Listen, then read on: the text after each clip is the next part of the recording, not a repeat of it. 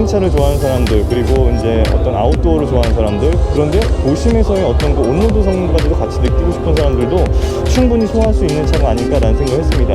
포드가 아닌 브롱코 레터닝을 박아놨다는 거예요. 저는 이 부분도 굉장히 마음에 들고 뭔가 좀 재미있는 그런 요소들을 잘 담고 있습니다.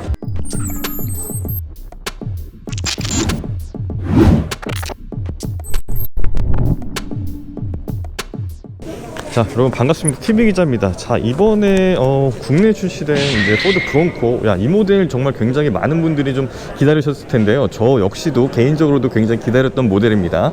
자, 우리나라에 출시된 거는 지금 아우터뱅스 모델만, 요 모델만 지금 들어와서 출시가 될 예정이에요. 숏바디 모델도 아니고요, 그냥 롱바디 모델에 이 모델 하나만 지금 들어올 예정인데, 관계자분 말씀을 들어보니까 이 모델 자체가 이제 우리나라에서 많은 분들의 수요가 있을 것 같다라고 해서 이제 선택과 집중을 한 모델이다라고 볼 수가 있을 것 같습니다. 이 차량을 구매하실 때 굉장히 큰 변수가 될 만한 요인이 있거든요. 그 부분이 어떤 건지 그것도 제가 한번 짚어보도록 하겠습니다.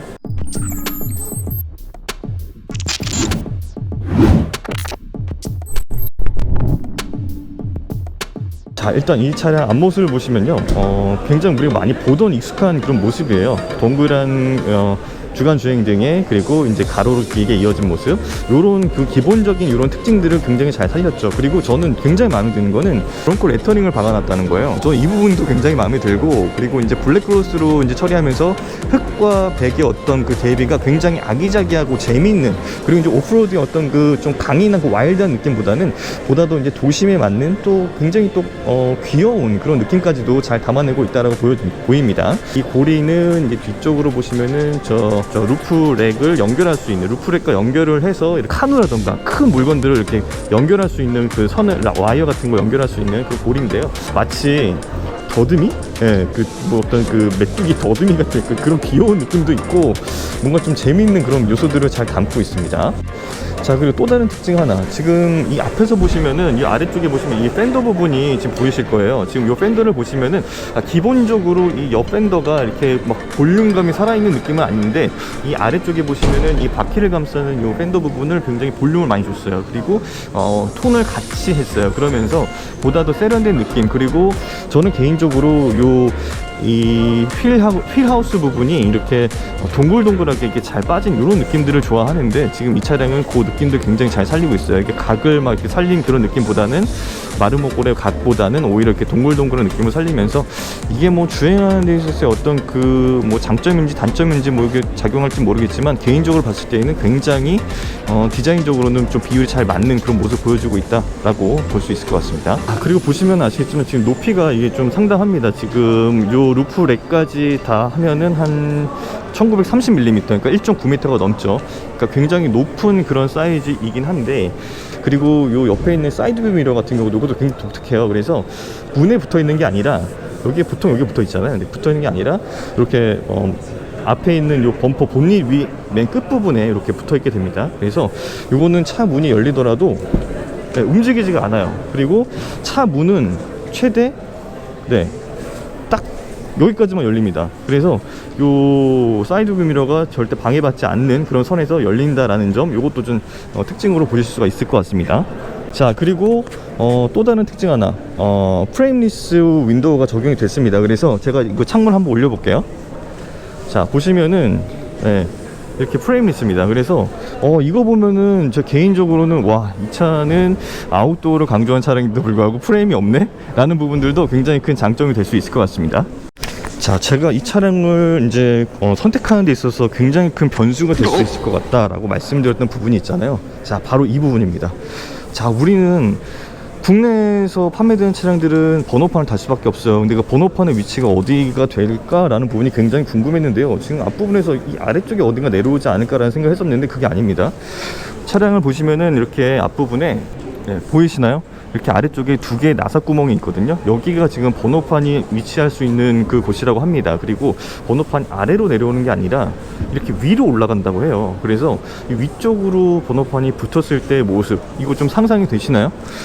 제가 봤을 때는 이 차의 그 기본적으로 가지고 있는 그런 굉장히 귀엽고 뭔가 또 독특한 그런 어떤 개성 넘치는 그 디자인을 이 번호판이 다 갉아먹을 것 같은 그런 생각이 들어서 아쉬울 수도 있는 점이다라고 말씀을 좀 드릴 수 있을 것 같아요. 그래서 실제 번호판이 달리는 위치를 직접 본다면은 아마 이 차를 선택하는 데 있어서 조금은 망설여질 수도 있지 않을까라는 그런 생각을 하게 됐습니다. 자, 일단은 디자인적인 측면에서는 지금 옆면을 봤을 때는 이게 직선과 이런 이 휠하우스 부분의 어떤 곡선, 이걸 굉장히 잘 살렸는데, 보시면은 이렇게 직선으로 오다가 여기서 약간 어색하게 뒤쪽으로 꺾여 올라가는 점, 요것도 우리가 느낄 수 있거든요. 그래서 요 부분은 포인트라면 포인트일 수 있겠지만 어떻게 보면 좀 어색한 요소가 될 수도 있겠다라는 점도 참고해 주시면 좋을 것 같습니다. 자, 그리고 지금 옆쪽으로 넘어와서 지금 이 문을 한번 제가 열어볼게요. 자, 이 문을 열면은 실제 무게가 되게 많이 나갈 것 같은데 무게가 별로 나가지 않는다고 합니다. 굉장히 강성을 높인 그런 재질로 만들었기 때문에 차량의 무게를 이 중량을 많이 줄였다라고 하고요. 그 두께 자체도 보면은 이렇게 허접한 그런 두께가 아니에요. 보면은 두께가 굉장히 두께감이 있고, 탔을 때에도 뭔가 이렇게 좀 옆면에 대한 어떤 그 안전성을 좀 지켜줄 수 있을 것 같은 그런 생각이 듭니다. 그리고 또 다른 특징 하나는 이렇게 손잡이가 있잖아요. 요거는 이제 오프로드, 예를 들면 요 문짝을 다 이제 탈착을 했을 때, 다 제거했을 때 요거를 이제 잡을 수 있는 부분들을 곳곳에 이제 손잡이 심어놨어요. 그래서 제가 올라타 보겠습니다. 일단. 자, 이 차에 탔을 때에도 보시면은 이렇게 손잡이를 편하게 잡을 수 있는 위치에 다 곳곳에다 배치해 놨어요. 그리고 이 옆쪽에도 이렇게 배치를 해 놓은 모습을 알 수가 있거든요. 그리고 이런 모습들은 이제 아웃도어를 실제적으로 이제 직접 주행을 하면서 느꼈던 노하우들을 곳곳에 심어 놨다고 하니까요. 어떻게 보면 아웃도어에 굉장히 최적화된 그런 차량이다. 그래서 나올 수 있는 그런 노하우들이다 라고 볼 수가 있을 것 같습니다. 자, 이 점도 조금 특징이에요. 지금 보시면은 터레인 모드, 그러니까 뭐 모드를 변경할 수 있는 이런 레버가 있는데, 다이얼이 있는데요. 이런 부분들도 이제 다 이제 문짝을 다 탈착하고, 그다음에 뭐 이 루프탑을 다 제거하고 이랬을 때 뭐 이렇게 악천, 뭐 비가 들어오거나 뭐 이런 상황이 있을 수 있잖아요. 그런다고 하더라도 다 방수 처리가 되고요. 이 안쪽으로 뭔가 스며드는 거나 이런 게 다 없다고 합니다. 그래서 한 번만 닦아주면은 다시 원상복귀 되는 그런 소재들을 많이 썼어요. 이런 실리콘 재질로다가 해가지고 다 이런 마감을 했다고 합니다. 이런 부분들은 실제 우리가 주행을 하거나 이랬을 때 굉장히 큰 장점이 될 수 있을 것 같아요. 닦아도 굉장히 편하게 닦을 수 있는 뭐 이런 것들. 자, 그리고 제가 지금 이 보조석에 이게 타서 이제 앞모습을 좀 보고 있는데 자세가 이렇게 뭐 크게 편하지는 않은 것 같아요. 근데 이제 실제 이 차량을 이렇게 앞에 있는 그 전방 시야를 봤을 때에는 나쁘지 않습니다. 전방 시야가. 그리고 헤드룸 공간이 볼륨이 상당한 것 같아요. 그래서 이 정도 되니까요. 예, 이 정도 되니까 거의 한 15cm 이상 이렇게 공간이 나온다라고 볼 수 있을 것 같아요. 그래서 뒷좌석에 앉더라도 굉장히 편할 것 같고, 자, 뒷좌석을 한번 타볼게요. 자, 뒷좌석도 이렇게 편하게 이렇게 손잡이가 다 위치해 있고요. 그리고 앞좌석은 제가 성인 남성이 앉았을 때 굉장히 좀 편했던 사이즈였거든요. 근데 이제 뒷좌석을 앉아 보니까 와, 높이가 좀 있네요. 뒷좌석은 오히려 앞좌석보다 조금 더 위에서 아래로 내려다보는, 아래에서 내려다보는 이런 높이들이 있어요. 그래서 그렇게 눈이 시야에서 그렇게 가리진 않아요, 많이. 그래서 앉았을 때 약간 살짝 위쪽으로 이렇게 전방이 보이는 이 정도의 사이즈를 위치하고 있다라고 볼 수 있고요.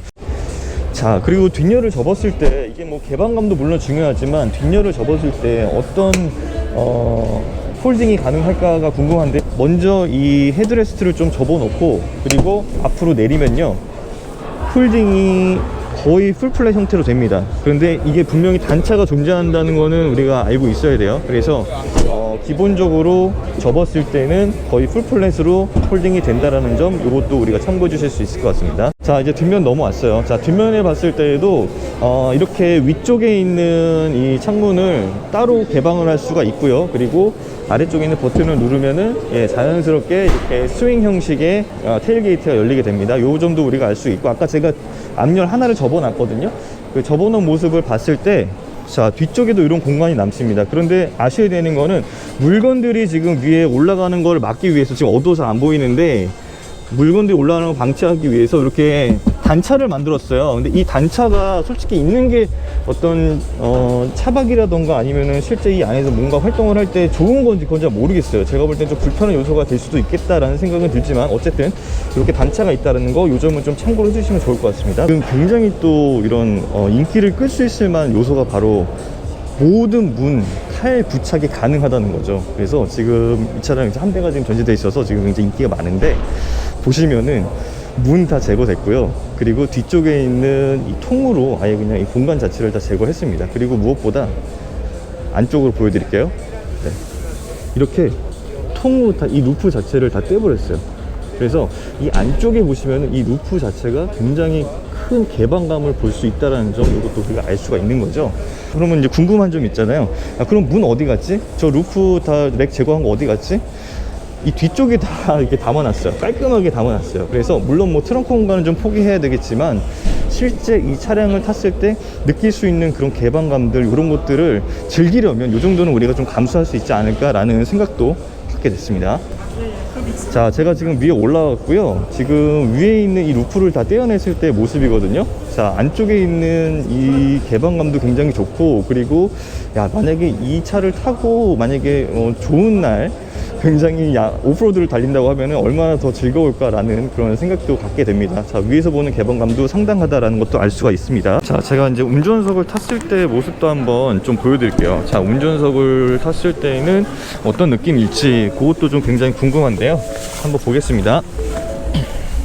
오늘은 뭐 시승이 아니고 그냥 짧게 한번 둘러보는 거니까 제가 그냥 전체적인 느낌만 한번 보겠습니다. 일단 전방 개방된 이런 시야감 굉장히 좋고요. 그리고 이제 요 A필러가 좀 많이 앞으로 이제 서 있기 때문에 이 사각이 많이 없습니다. 그리고 사이드 뷰 미러가 굉장히 큼지막하게 잘 보입니다. 멀리 있지만 굉장히 잘 보이네요. 그 점은 우리가 좀 장점으로 볼 수 있을 것 같습니다. 자, 그리고 이 스티어링 휠 자체도 느낌 자체가 컴팩트한 느낌이에요. 차량 크기에 비해서 그렇게 크지 않은 스티어링 휠. 그래서 차량을 볼 때 굉장히 조금 이렇게 둔하게 부담스럽게 모는 느낌이 아니라 나 굉장히 깔끔하게 잘 운전할 수 있을 것 같다라는 그런 생각을 갖게 만듭니다. 그리고 안쪽에 이 브롱코 요 말 배지가 굉장히 멋있게 또 바닥 박혀 있죠. 그리고 왼쪽으로는 지금 이런 주행 자율주행 시스템, 이런 것들이 반자율주행 시스템들이 들어가 있습니다. 그러면서 어댑티브 크루즈 컨트롤 기능이 좀 적용이 된 걸로 보이고요. 그리고 요 오른쪽으로는 미디어 조작 버튼들이 있습니다. 인포테인먼트 디스플레이가 굉장히 크게 들어가 있어요. 그래서 요 시인성이 굉장히 좋고, 그리고 터치감도 나쁘지 않습니다. 반응 속도가 뭐 그렇게 엄청 빠르지 않은데 뭐 반응 속도가 뭐 이렇게 느리다라고 말씀드릴 수는 없을 것 같아요. 적당합니다. 가운데 있는 요 디지털 디스플레이 자체도 조금 모양이 좀 달라요. 그리고 이게 분리가 된 느낌이에요. 이렇게 계기판과 어떤 디지털 디스플레이를 각각 좀 섞어놓은 느낌인데, 뭐 이게 세련됐다 이런 느낌은 아니고 어쨌든 있을 건 다 있구나 라는 생각을 갖게 만드는 요소입니다. 네, 지금 이제 브론코 모델 가지고 이렇게 나름대로 이렇게 캠핑 느낌으로 이제 컨셉을 좀 잡아놨어요. 그리고 뒤에는 저 서퍼비치 서핑보드도 있고, 뭔가 이렇게 캠핑과 서핑을 같이 섞어놓은, 뒤에는 뭐 또 이렇게 저렇게 바이크까지 실어놨고, 여러 가지 이제 멀티로 이런 아웃도어 라이프를 즐길 수 있다라는 컨셉으로 지금 잡아놨는데, 이 모습도 굉장히 남자들의 어떤 그 가슴을 뛰게 하는 그런 느낌들을 잘 담아냈다라고 보입니다. 텐트를 또 올렸어요. 그래서 루프 텐트를 올리면서 이제 아래에서 이제 못 보는 광경들이 또 저 위에 올라가면 볼 수 있겠죠. 그리고 이렇게 어닝 이 천까지 이렇게 내릴 수 있는 요 설치까지 다 끝내면서 기본적으로 이 차에서 이 앞쪽에 있는 요런 캠핑 요런 좀 구성을 해놓고 이렇게 천을 치면은 이제 차양도 되고 햇빛도 가릴 수 있고 비도 막을 수 있고 여러 가지 장점들이 있다라고 보이고, 그다음에 위쪽에 있는 저 루프탑 같은 경우에는 지금 제가 올라가 보진 못하는데 기본적으로 한 2명에서 3명 정도는 올라갈 수 있지 않을까 싶어요. 그래서 위에서 내려다 보이는 그런 풍경들도 굉장히 좋아 보인다라고, 좋을 것 같다라고 생각이 예상이 됩니다. 같은 차를 좋아하는 사람들, 그리고 이제 어떤 아웃도어를 좋아하는 사람들, 그런데 도심에서의 어떤 그 온로드 성능까지도 같이 느끼고 싶은 사람들도 충분히 소화할 수 있는 차가 아닐까라는 생각을 했습니다. 지금까지 TV 기자의 간단한 신차 리뷰였습니다. 감사합니다.